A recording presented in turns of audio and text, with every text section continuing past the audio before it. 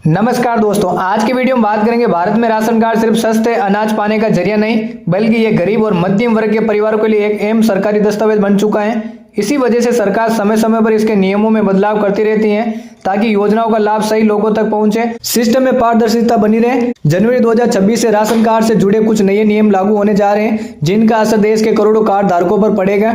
अगर आपके पास भी राशन कार्ड है या आप नया बनवाने की योजना बना रहे हैं तो इन बदलावों को समझना बेहद जरूरी है। राशन कार्ड का इस्तेमाल केवल गेहूं, चावल या चीनी लेने तक सीमित नहीं, ये एक तरह से पहचान पत्र और निवास प्रमाण पत्र के रूप में भी काम करता है। सरकार इस कार्ड के जरिए ये सुनिश्चित करती है कि आर्थिक रूप से कमजोर और जरूरतमंद परिवारों को भोजन की कमी न हो। सार्वजनिक वितरण प्रणाली के तहत गरीब परिवारों को कम कीमत पर या मुफ्त में खाद्यान्न दिया जाता है। 2026 के नए नियमों के पीछे सरकार की सोच यही है कि सिस्टम ज्यादा साफ, डिजिटल और भरोसेमंद बने ताकि असली लाभार्थियों को पूरा फायदा मिल सके।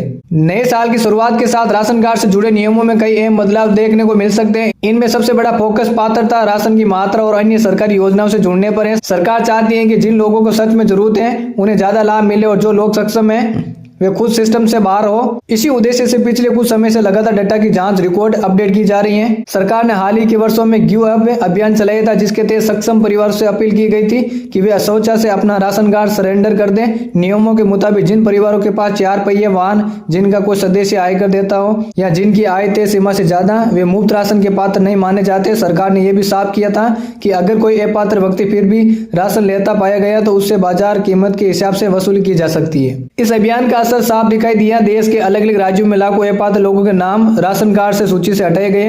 कई जगह तो बड़ी संख्या में फर्जी कार्ड भी पकड़े गए। इससे सरकारी सिस्टम पर बोझ कम हुआ और अब वही राशन वास्तविक जरूरतमंदों तक पहुंचाने का रास्ता साफ हो गया।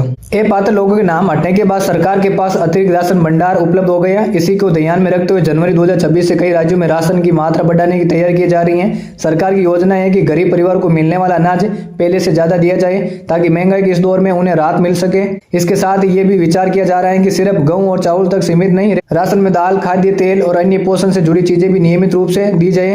इससे खास तौर पर मजदूर वर्ग और ग्रामीण परिवारों को सीधा फायदा मिलेगा जिनकी आय सीमित होती है। 2026 के नए नियमों में राशन कार्ड को अन्य कल्याणकारी योजनाओं से जोड़ने पर खास जोर दिया जा रहा है। अब राशन कार्ड सिर्फ खाद्यान्न तक सीमित नहीं रहेगा बल्कि ये कई सरकारी लाभों का आधार बन सकता है। उदाहरण के तौर पर प्रधानमंत्री आवास योजना में आवेदन करने वाले राशन कार्ड धारकों को प्राथमिकता मिलने की संभावना। सरकार की योजना है कि पात्र परिवार को घर बनाने या खरीदने के लिए आर्थिक सहायता दी जाए। कुछ मामलों में यह सहायता 2 लाख रुपए तक हो सकती है। इसके अलावा भविष्य में राशन कार्ड धारकों को सीधे नकद सहायता देने की योजना पर भी काम किया जा रहा है ताकि जरूरत के समय उन्हें तुरंत मदद मिल सके। नए नियमों का असर शहरी और ग्रामीण दोनों इलाकों में दिखेगा। ग्रामीण क्षेत्रों में जहां बड़ी आबादी खेती और मजदूरी पर निर्भर है वहां राशन की मात्रा बढ़ने से काफी राहत मिलेगी। वहीं शहरी गरीब, दिहाड़ी मजदूर, झुग्गी बस्तियों में रहने वाले परिवारों को भी ज्यादा सुरक्षित खाद्य व्यवस्था मिल सकेगी। सरकार का लक्ष्य है कि कोई भी जरूरतमंद व्यक्ति भोजन के अभाव में न रहे। इन सभी लाभों का फायदा उठाने के लिए सरकार ने ई-केवाईसी को अनिवार्य कर दिया। राशन कार्ड को आधार से लिंक करना और केवाईसी पूरा करना अब बेहद जरूरी हो गया।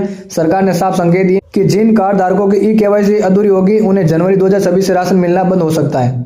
ई-केवाईसी का मकसद यही है कि फर्जी कार्ड और डुप्लीकेट एंट्री को खत्म किया जाए। इससे यह सुनिश्चित होगा कि एक व्यक्ति एक ही जगह से राशन ले और सिस्टम का दुरुपयोग न हो।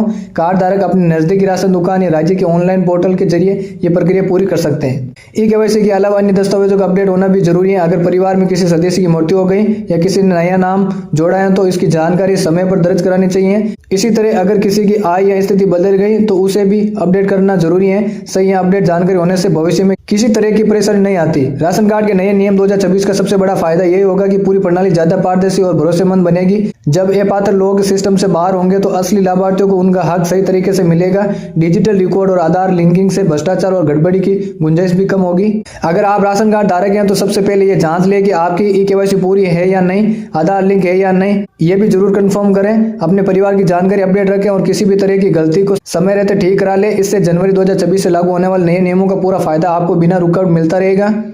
राशन कार्ड से जुड़े नए नियम 2026 गरीब और जरूरतमंद परिवारों के लिए कई मायनों में राहत लेकर आने वाले हैं। अपात्र लोगों को छंटनी, राशन की मात्रा में बढ़ोतरी और अन्य योजनाओं से जुड़ाव, ये सभी कदम सिस्टम को मजबूत बनाएंगे। अगर कार्ड धारक समय रहता अपने दस्तावेज और केवाईसी अपडेट कर लेते हैं तो आने वाले समय में उन्हें ज्यादा और बेहतर लाभ मिल सकता है। दोस्तों, जानकारी अच्छी लगी तो वीडियो को लाइक और कमेंट करना और चैनल को सब्सक्राइब करना। धन्यवाद। जय हिंद, जय भारत।